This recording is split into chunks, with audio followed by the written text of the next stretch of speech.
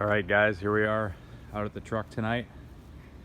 Just wanted to make a quick video documenting kind of what I've been looking at so we can all hopefully coordinate efforts. I'm at a loss here, but I'm still thinking might be onto something with that turbo flange in the back.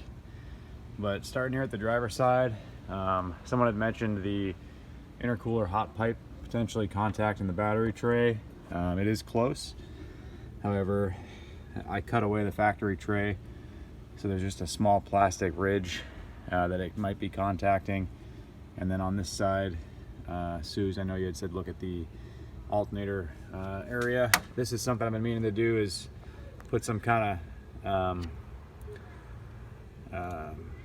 wrap right there or something to protect it in case it were to rub through these wires eventually. But so far I can shake this pipe around and giving it pretty good wiggle. There's nothing, it's not hitting anything that would make that loud of a noise in the cab while the truck's running. So that's ruled out for now. Intake pipe is solid. It's mounted to this bracket here, so that's not going anywhere. I haven't pulled it off yet to check the turbo shaft run out, but I really hope that's not it. But you know, after someone mentioned that, last time I had this cold pipe off, I did notice there was some grit, a little bit of grit inside one of the bends. I don't know if that was from the mandrel process, leaving a little bit of roughness in there. I hope it wasn't aluminum from the wheel, but I'm going to investigate that further. That would really suck because there's only about 5,000 miles on this turbo right now.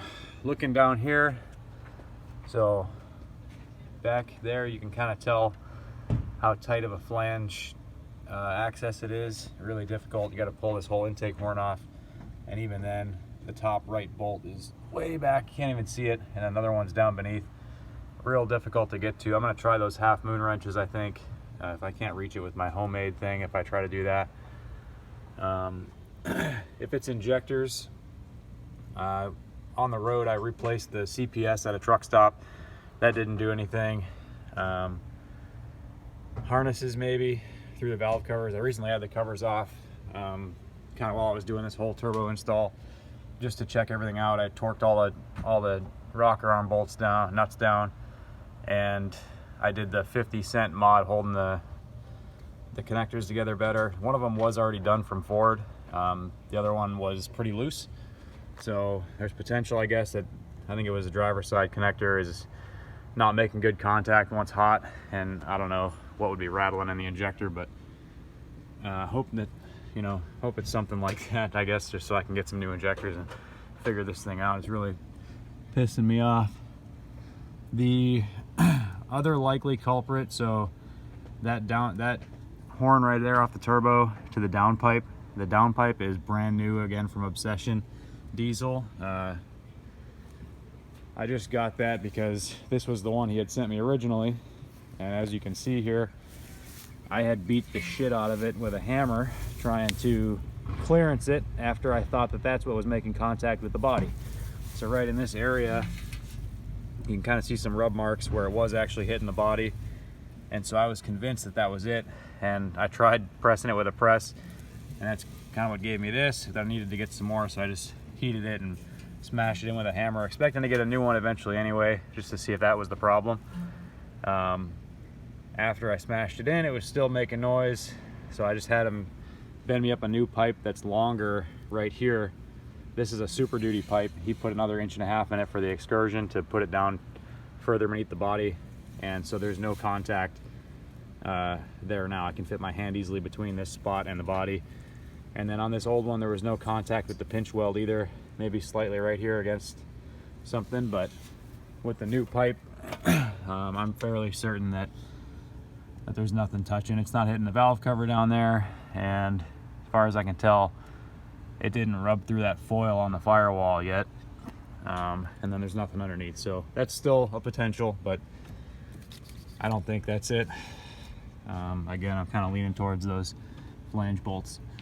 On the up pipes, I can't show you really good right here, but on the bellows you can kind of see it right down in this area where my finger is. If you look in the back, there's the bellows back there. There's some soot on each one of them, so I think either that joint right there or the flange for the turbo mount might be leaking. I really don't feel like ripping all this crap out of here again, but I guess that's where I'm gonna start once she cools down. It's 114 out here in Sacramento today, and it's looking like that for the rest of the week. So not really excited about tearing into a hot motor, but I got to figure this out before October when we go camping, or actually September when we go camping again. So this is the trailer, about 7,500 empty, about 9,000 loaded. So truck should be able to handle it no problem, especially with all this stuff that I've been doing to it. But when you start doing stuff, things start breaking. I totally get that. The last thing I've been thinking about is back here on the tailpipe. This is the only place I can actually get a noise. When I swing it real hard, it makes contact with the gas tank skid right there. I don't think that'd be resonating up through the